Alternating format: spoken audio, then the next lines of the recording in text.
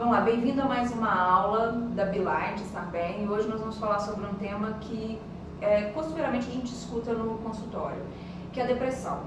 A depressão em vários níveis. Para vocês terem uma ideia, a depressão é uma doença tão grave que tem 300 milhões de pessoas no mundo com diagnóstico concreto de depressão. No Brasil, o que o Ministério da Saúde disse é que são 10 milhões de pessoas.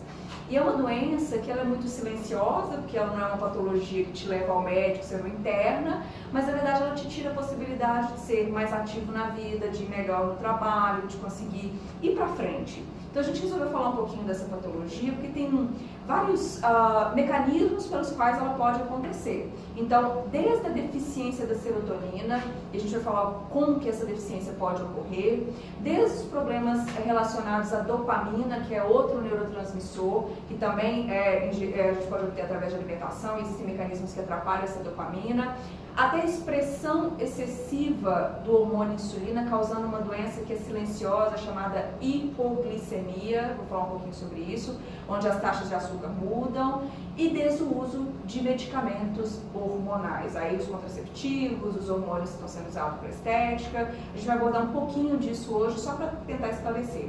Eu queria começar então um pouco sobre o primeiro ponto. A gente precisa entender quais são os neurotransmissores da depressão. O primeiro que todo mundo conhece é a serotonina. A serotonina é um neurotransmissor que a gente consegue sintetizar quando nós comemos o aminoácido triptofano.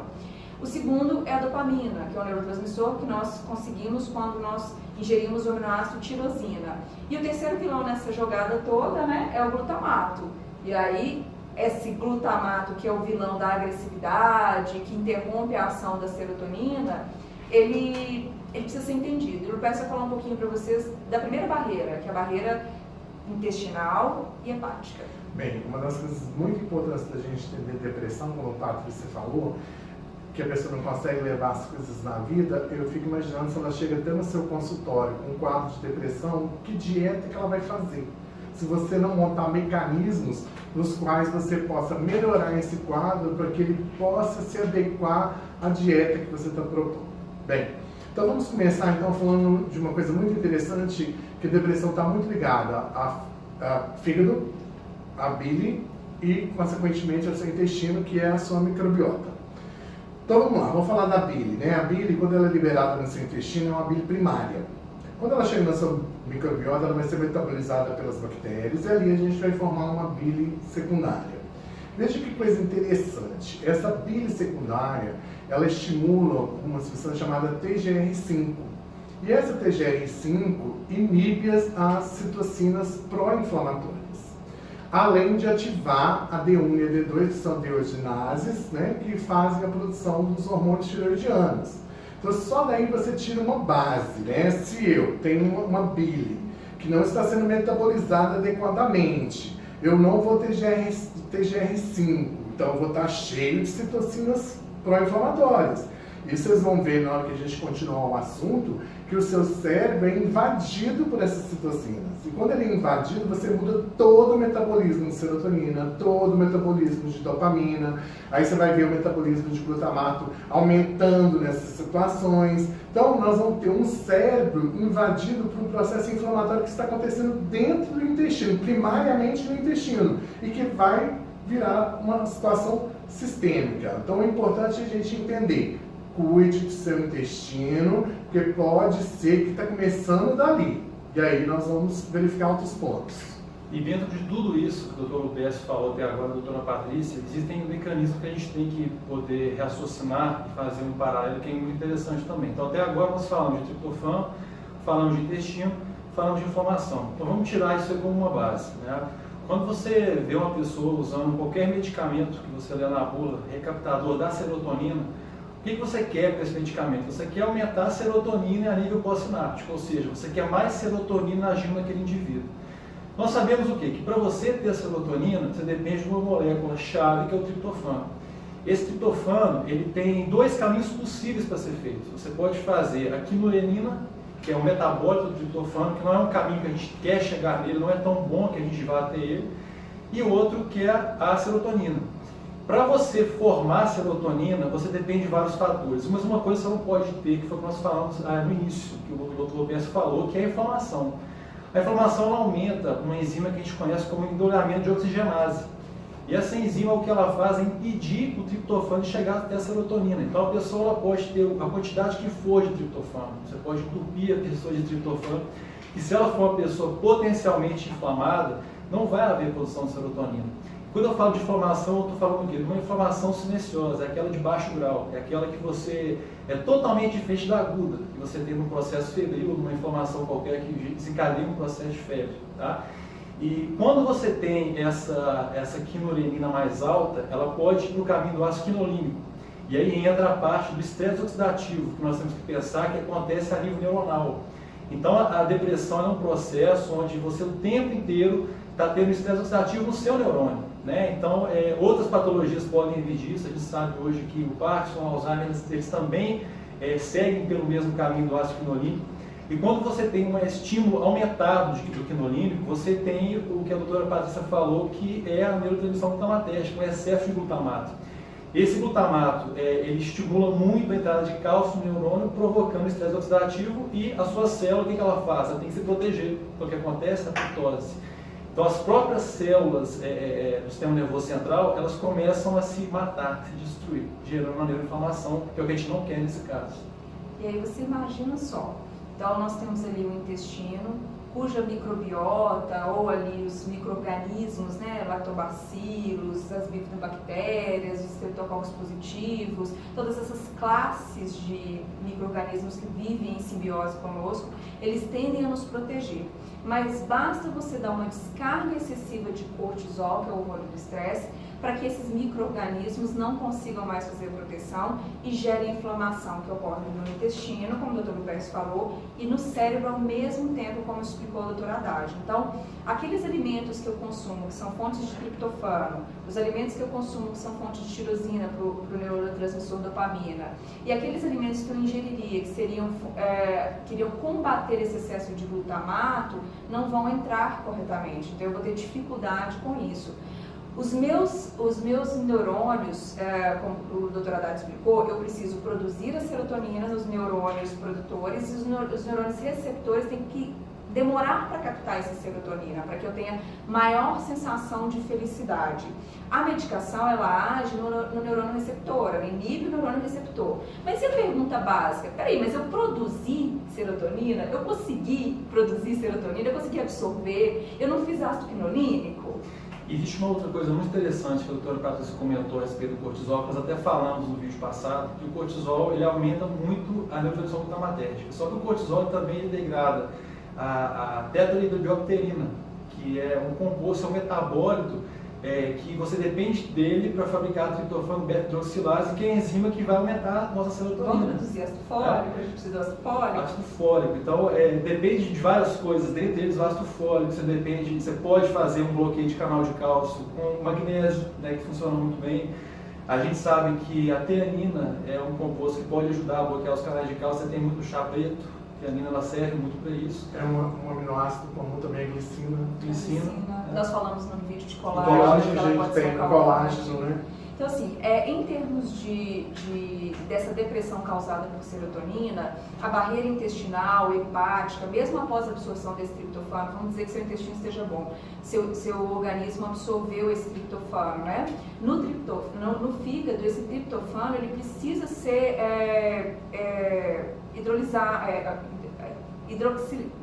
hidrogenizado, ele precisa ganhar um hidrogênio. Nossa, eu estou engasgando, são 11 horas da noite. Mas enfim, o que acontece? A gente precisa converter esse triptofano em 5-hidroxitriptofano. E a gente vê muita gente tomando suplemento de 5-hidroxitriptofano para diminuir a ansiedade, a vontade de comer. Mas pensa, se o seu fígado ele está ocupado, trabalhando com os mineralocorticoides, um deles é o cortisol.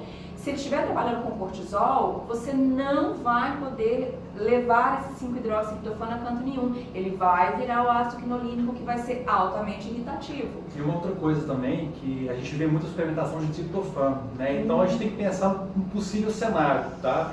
Se nós dependemos do triptofano para fabricar serotonina, mas ele pode ir para outro caminho que nós não queremos, o que vai acontecer com esse triptofano se ele cair no meio que não está pronto para fazer ele virar serotonina? E não funciona. Não funciona. E tem uma coisa interessante, sabe o que é? A gente está falando de intestino, a gente tem que deixar bem claro que a serotonina que é produzida no intestino não é a serotonina que está no cérebro, não. Porque tem gente que fala assim, o intestino é o segundo cérebro. Mas ele pode até ser o segundo cérebro em relação à produção local, mas a serotonina que é produzida no intestino não atravessa a barreira hematocefálica.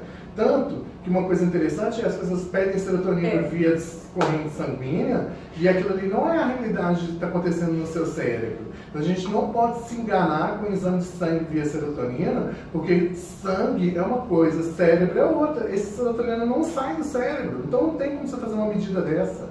Então a gente tem que prestar muita atenção num quadro clínico específico. Você tem que fazer um bom diagnóstico. Fazendo um bom diagnóstico, você vai determinar o que a Patrícia está falando. O que está dando errado? É triptofano? É tirosina? É fenilalanina? É deficiência de magnésio? É em cima de um bom diagnóstico que você determina o tratamento do seu paciente. Claro que muitas vezes você já está usando medicamento, né? Porque o primeiro passo que esse paciente tem que a gente vê já é o uso de recaptador de serotonina, como o Felipe falou. E aí a gente tem que tomar cuidado, porque pode ser uma depressão de falta de dopamina. Aí eu faço o recaptador de serotonina, a serotonina sobe, a dopamina cai, o libido fica zero. Então aí você já pode, uma pergunta que deve ser feita no consultório, como é que está o seu libido? Porque se o libido piorou com o uso de um medicamento, grande possibilidade do medicamento não estar adequado para o quadro clínico dele.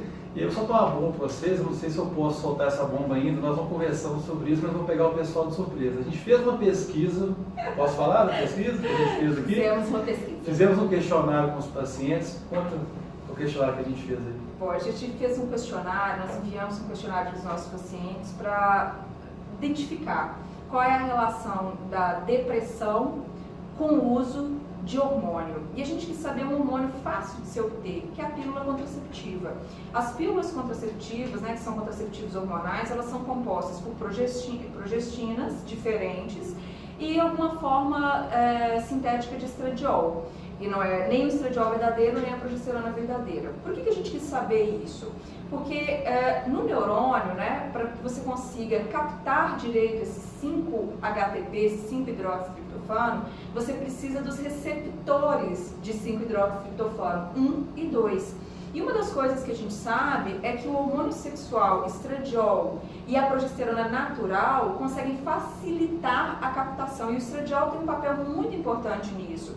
Ele é um dessaturante desses receptores no cérebro. Então, se está tudo certo, se meu intestino está certo, se meu fígado está certo, se meu triptofano chegou até a barreira 5-hidroxitriptofano chegou até a barreira hematocefálica, ele foi sintetizado a serotonina, se esses receptores estiverem funcionando, beleza, ele vai agir. Mas e se meus hormônios sexuais não estiverem bons, ele não vai agir. Então, com o uso contínuo da pílula, fica a pergunta, causa depressão? Está lá na bula da grande maioria dos contraceptivos hormonais. Falta de ânimo, depressão, e a gente quis saber. E nós fizemos a pesquisa, e o próximo vídeo a gente vai revelar essa pesquisa, que o negócio foi feio. Tem uma relação muito forte, especialmente por causa dos receptores. Não basta só você trabalhar nem com hormônio, nem com neurotransmissor. Você tem que pensar em cuidar dos receptores desses hormônios e desses neurotransmissores. Senão a coisa não funciona. O que o Lupes falou é sério. Qual é o grau de depressão? É uma depressão maior? Uma depressão onde o paciente não sai da cama, não consegue se comunicar, não tem desejo pela vida? É uma depressão menor, onde todo dia, ai, ó vida, ó azar, não quero trabalhar, tô triste, você não vê a vida azul? São outros neurotransmissores. Isso aí nós estamos falando só da depressão clássica. E outra coisa também, que volta para os hormônios sexuais, que infelizmente temos visto muito no consultório, né? São as pessoas que veem o uso de inibidores aromatase, né? Classes de medicamentos que impedem você de formar o estradiol. Nós temos aí um jargão, né? A gente sabe que existe um jargão, um mito muito grande de que o estradiol para o homem é ruim, né?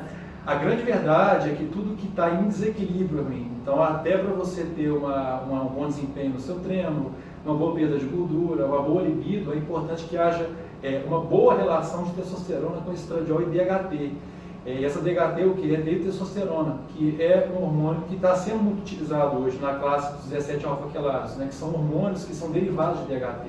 Os trabalhos todos nos mostram hoje que os 17-alfa-quelados eles aumentam muito a neurodegeneração. Você aumenta muito a entrada de glutamato no neurônio. E geralmente, assim, as pessoas que estão em uso de drogas discriminadas e até às vezes, assim, às vezes até prescritas, né, existe uma certa relação que a gente tem que pensar, que é diferente de você fazer uma modulação hormonal correta e você anabolizar. São duas coisas diferentes. O anabolismo feito com droga é uma coisa. Você fazer a modulação hormonal... vou te até emagrecer através do uso do hormônio. São duas coisas diferentes. Não, e olha que você vê como que é interessante o que o Haddad está falando, né? A hora que vocês pensam, se eu vou usar um anabólico, né, sintético, igual ele está falando, né, eu não vou hipertrofiar mais, eu não vou fazer uma síntese proteica maior. O que eu libero toda vez que eu faço síntese proteica maior? Glutamato. Então você vai ter uma ação glutaminérgica gigante. Por isso, um dos efeitos colaterais é a irritabilidade. Entendeu? Esse é o ponto. Assim, você vai anabolizar muito. Aí nós vamos ter um problema sério. Porque eu entro com BCAA, né? O BCAA compete com o triptofano na barreira hematocefálica, né? Patrícia pode até falar um pouquinho mais disso, você imagina a confusão que vai ser, né? E aí eu aumento o compete com a tirosina, então acabou a dopamina também. Acabou a motivação, acabou a vontade de ver.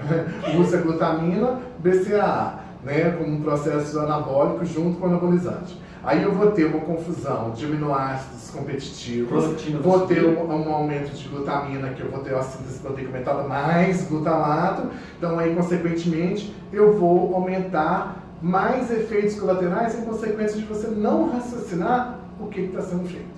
Então, o cuidado que a gente tem o que pode ser feito para minimizar determinados quadros. Cuidado, então. BCAA, não que você BCAA também no café da manhã, ele vai inibir seu triptofano da noite, né, gente? Não é isso, nós inibe a mesma refeição. Então, o cuidado que a gente tem que ter é com isso. Observar as refeições, o que você está querendo com aquela refeição. A gente já tinha até falado anteriormente, preste atenção no valor de aminoácido dos alimentos, porque o que te interessa é isso neles. E aí você vai observar qual aminoácidos que estão te interessando na refeição. Aí, olha o que você pode pensar. Vocês estão com esse nonsense, né, sem sentido, a usar whey, glutamina e BCAA. Sem sentido nenhum, não tem sentido nenhum você fazer isso, né? Os estudos não falam que isso faz diferença no indivíduo que treina 1 hora por dia, não faz sentido. A glutamina em excesso, ela não é interessante, o BCAA em excesso, ele não é interessante. E aí eu posso falar de um outro aspecto da depressão, que é a depressão causada por hipoglicemia transitória. Tanto o whey protein quanto o BCAA podem causar hipoglicemia transitória. E os sintomas de uma hipoglicemia, ou seja, uma baixa de glicose no sangue causada por hiperestímulos de insulina, pode levar o indivíduo a ter falta de energia, síndrome do pânico, sudorese excessiva, sensações de desamor, desafeto, pensamentos compulsivos, todos os sintomas associados a uma depressão transitória são associados à hipoglicemia. Então, muitas vezes os indivíduos não estão depressivos, eles estão com uma dificuldade em nivelar as taxas de glicose no sangue, porque entraram numa dieta low carb, jejum low carb, cetose, sem uma orientação correta. Então eu pego um indivíduo que está lá com cortisol na tampa, entra numa dieta low carb sem sentido. Não é que low carb não seja bom, tá? Mas low carb não é uma teoria, não é uma nova ciência. Baixar o carboidrato é uma estratégia para quando se pode fazer isso.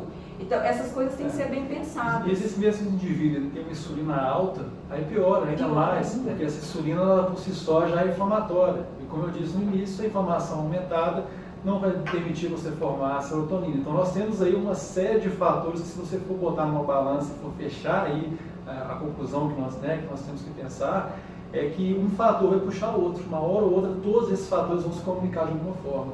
Então, é muito importante o que, na hora de a gente fazer a estrutura da dieta, é pensar em cada nutriente, é pensar em cada interação que nós temos de aminoácidos. O Dr. Lopes falou que é importante você considerar os aminoácidos da refeição para você estabelecer. Dependendo, você pode ter um BCAA no horário do dia, mas não pode ter em outro, né? É importante levar isso em consideração. Olhar essas taxas de hormônio, né, hormônios sexuais. Nós não podemos simplesmente falar para as mulheres ficarem sem anticoncepcional, mas existem formas de trabalhar para melhorar os receptores de estrogênio, alimentos que fazem isso. E no final das contas, pessoal, é sempre ter em mente esse raciocínio bioquímico, que é importante. É nunca deixar de estudar o que nós sabemos que é o básico, que é a bioquímica. Uma dieta correta, o cuidado sistemático e vigilante com a saúde intestinal, saber entender esses sinais, isso é importante, e perceber, eu estou dormindo bem, eu estou acordando bem, eu me sinto bem, eu mudo meu humor quando eu não preciso mudar, eu estou agressivo ou não estou, são todos os sinais que esses neurotransmissores ou essa taxa de glicose ou a taxa mais perigosa ainda, a taxa de insulina, está errado. Então, são formas da gente avaliar e trazer qualidade de vida para o nosso paciente. Eu espero que tenha sido uma aula rápida para aproveitar. Isso, gente. Então, observe sempre os sinais clínicos do seu paciente e complete com um exame bioquímico. Talvez aí você vai conseguir ter um todo melhor para você ter um tratamento mais adequado. E aí, pessoal? Ok?